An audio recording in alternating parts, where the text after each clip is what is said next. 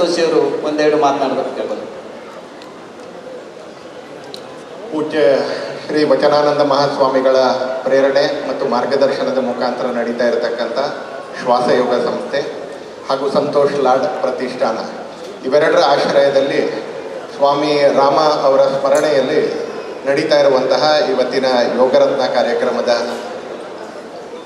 ಕಾರ್ಯಕ್ರಮದಲ್ಲಿ ಉಪಸ್ಥಿತರಿರ್ತಕ್ಕಂಥ ಎಲ್ಲ ಸಂತ ಶ್ರೇಷ್ಠರಲ್ಲಿ ಅವರ ಪಾದಾರವಿಂದಗಳಲ್ಲಿ ನಮಸ್ಕರಿಸ್ತಾ, ಕಾರ್ಯಕ್ರಮದಲ್ಲಿ ಉಪಸ್ಥಿತರಿರ್ತಕ್ಕಂಥ ಸಮಾಜದ ಎಲ್ಲ ಕ್ಷೇತ್ರದ ಗಣ್ಯರಿಗೂ ಕೂಡ ವಂದಿಸ್ತಾ, ಈ ವರ್ಷದ ಯೋಗರತ್ನ ಪ್ರಶಸ್ತಿ ಪೂಜ್ಯ ದೇವರಾಹ ಬಾಬಾ ಅವರ ನೆನಪಿನಲ್ಲಿ ಅವರ ಪರಂಪರೆಯಲ್ಲಿ ಎಲ್ಲ ಕೆಲಸಗಳನ್ನ ಮುಂದುವರಿಸ್ಕೊಂಡು ಬರ್ತಾ ಇರುವಂಥ ಪೂಜ್ಯ ದೇವದಾಸ್ ಬಾಬಾ ಅವರ ಮುಖಾಂತರ ಅವರಿಗೆ ಸಮರ್ಪಣೆ ಮಾಡ್ತಾ ಇದ್ದಾರೆ.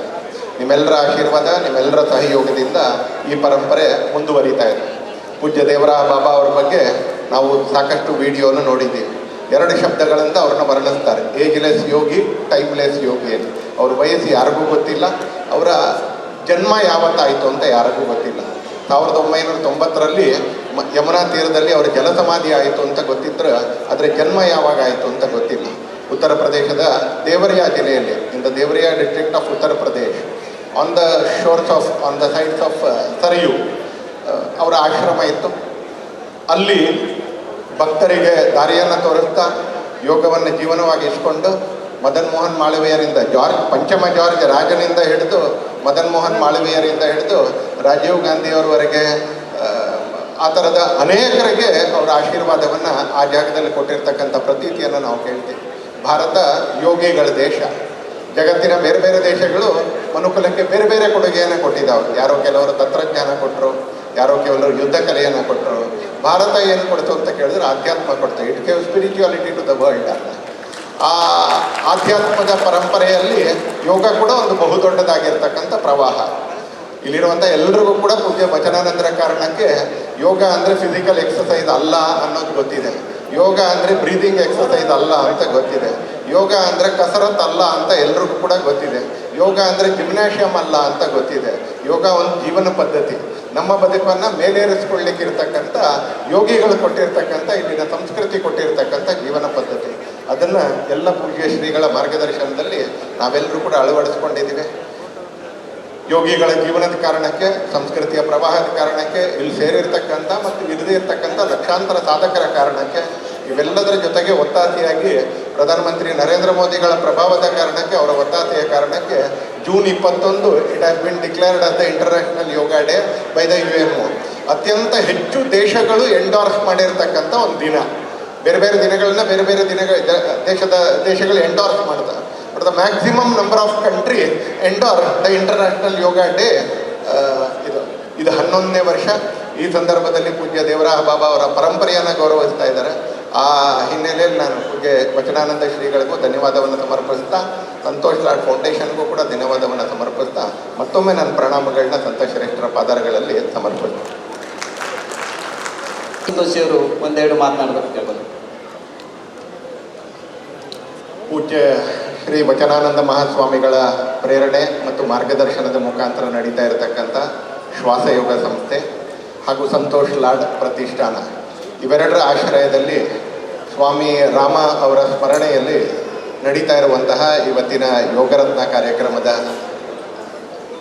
ಕಾರ್ಯಕ್ರಮದಲ್ಲಿ ಉಪಸ್ಥಿತರಿರ್ತಕ್ಕಂಥ ಎಲ್ಲ ಸಂತ ಶ್ರೇಷ್ಠರಲ್ಲಿ ಅವರ ಪಾದಾರವಿಂದಗಳಲ್ಲಿ ನಮಸ್ಕರಿಸ್ತಾ, ಕಾರ್ಯಕ್ರಮದಲ್ಲಿ ಉಪಸ್ಥಿತರಿರ್ತಕ್ಕಂಥ ಸಮಾಜದ ಎಲ್ಲ ಕ್ಷೇತ್ರದ ಗಣ್ಯರಿಗೂ ಕೂಡ ವಂದಿಸ್ತಾ, ಈ ವರ್ಷದ ಯೋಗರತ್ನ ಪ್ರಶಸ್ತಿ ಪೂಜ್ಯ ದೇವರಾಹ ಬಾಬಾ ಅವರ ನೆನಪಿನಲ್ಲಿ ಅವರ ಪರಂಪರೆಯಲ್ಲಿ ಎಲ್ಲ ಕೆಲಸಗಳನ್ನ ಮುಂದುವರಿಸ್ಕೊಂಡು ಬರ್ತಾ ಇರುವಂಥ ಪೂಜ್ಯ ದೇವದಾಸ್ ಬಾಬಾ ಅವರ ಮುಖಾಂತರ ಅವರಿಗೆ ಸಮರ್ಪಣೆ ಮಾಡ್ತಾ ಇದ್ದಾರೆ.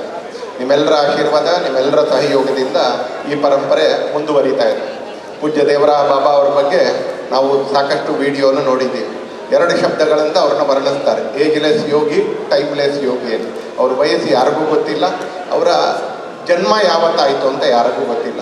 1990ರಲ್ಲಿ ಯಮುನಾ ತೀರದಲ್ಲಿ ಅವರ ಜಲಸಮಾಧಿ ಆಯಿತು ಅಂತ ಗೊತ್ತಿದ್ರೆ ಅದರ ಜನ್ಮ ಯಾವಾಗ ಆಯಿತು ಅಂತ ಗೊತ್ತಿಲ್ಲ. ಉತ್ತರ ಪ್ರದೇಶದ ದೇವರಿಯಾ ಜಿಲ್ಲೆಯಲ್ಲಿ, in the ದೇವರಿಯಾ district of Uttar Pradesh, on the sides of Sarayu ಅವರ ಆಶ್ರಮ ಇತ್ತು.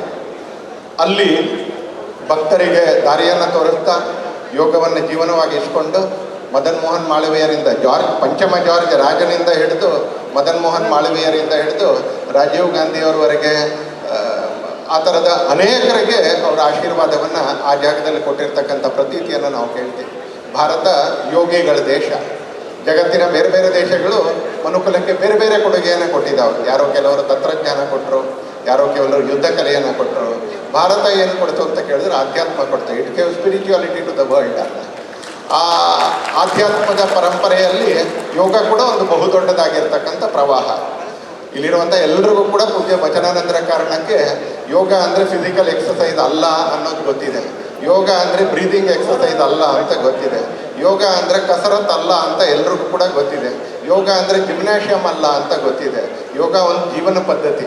ನಮ್ಮ ಬದುಕನ್ನು ಮೇಲೇರಿಸ್ಕೊಳ್ಳಿಕ್ಕೆ ಇರ್ತಕ್ಕಂಥ ಯೋಗಿಗಳು ಕೊಟ್ಟಿರ್ತಕ್ಕಂಥ ಇಲ್ಲಿನ ಸಂಸ್ಕೃತಿ ಕೊಟ್ಟಿರ್ತಕ್ಕಂಥ ಜೀವನ ಪದ್ಧತಿ. ಅದನ್ನು ಎಲ್ಲ ಪೂಜ್ಯ ಶ್ರೀಗಳ ಮಾರ್ಗದರ್ಶನದಲ್ಲಿ ನಾವೆಲ್ಲರೂ ಕೂಡ ಅಳವಡಿಸ್ಕೊಂಡಿದ್ದೀವಿ. ಯೋಗಿಗಳ ಜೀವನದ ಕಾರಣಕ್ಕೆ, ಸಂಸ್ಕೃತಿಯ ಪ್ರವಾಹದ ಕಾರಣಕ್ಕೆ, ಇಲ್ಲಿ ಸೇರಿರ್ತಕ್ಕಂಥ ಮತ್ತು ಇಲ್ಲದೇ ಇರ್ತಕ್ಕಂಥ ಲಕ್ಷಾಂತರ ಸಾಧಕರ ಕಾರಣಕ್ಕೆ, ಇವೆಲ್ಲದರ ಜೊತೆಗೆ ಒತ್ತಾಸೆಯಾಗಿ ಪ್ರಧಾನಮಂತ್ರಿ ನರೇಂದ್ರ ಮೋದಿಗಳ ಪ್ರಭಾವದ ಕಾರಣಕ್ಕೆ, ಅವರ ಒತ್ತಾಸೆಯ ಕಾರಣಕ್ಕೆ June 21 it has been declared as the International Yoga day by the UNO. ಅತ್ಯಂತ ಹೆಚ್ಚು ದೇಶಗಳು ಎಂಡೋರ್ಸ್ ಮಾಡಿರ್ತಕ್ಕಂಥ ಒಂದು ದಿನ. ಬೇರೆ ಬೇರೆ ದಿನಗಳನ್ನ ಬೇರೆ ಬೇರೆ ದೇಶಗಳು ಎಂಡೋರ್ಸ್ ಮಾಡ್ತಾರೆ. But the maximum number of country endorse the International Yoga Day. ಇದು 11ನೇ ವರ್ಷ. ಈ ಸಂದರ್ಭದಲ್ಲಿ ಪೂಜ್ಯ ದೇವರಾಯ ಬಾಬಾ ಅವರ ಪರಂಪರೆಯನ್ನು ಗೌರವಿಸ್ತಾ ಇದ್ದಾರೆ.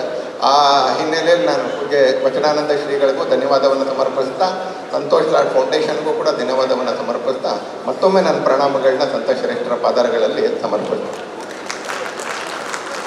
ಹೆಚ್ಚಿನ ವಿಡಿಯೋಗಳಿಗೆ ಪ್ರತಿಧ್ವನಿ ಯೂಟ್ಯೂಬ್ ಚಾನೆಲ್ ಸಬ್ಸ್ಕ್ರೈಬ್ ಮಾಡಿ, ಬೆಲ್ ಐಕಾನ್ ಕ್ಲಿಕ್ ಮಾಡಿ.